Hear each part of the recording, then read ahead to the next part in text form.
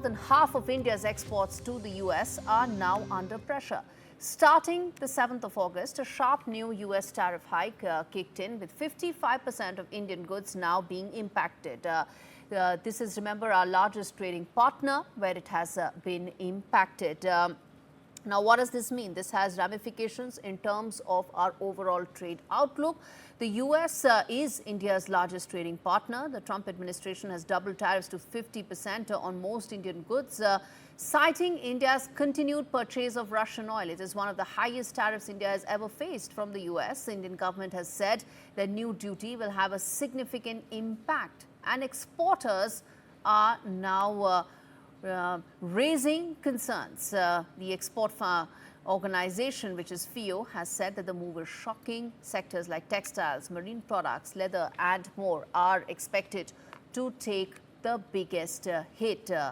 Exporters are in fact warning the Indian government that goods could become about 30 to 35% less competitive. But this is only one side of it. The fact is that there are 55% of goods that will be impacted, which also means that 45% will not be impacted, which means that there is still a large chunk of Indian exports to the US which will not be impacted. And that needs to be kept in mind, that while there is a large trade exposure, it is not as significant, or is not a doomsday scenario that many people have been saying. No, it is none of that.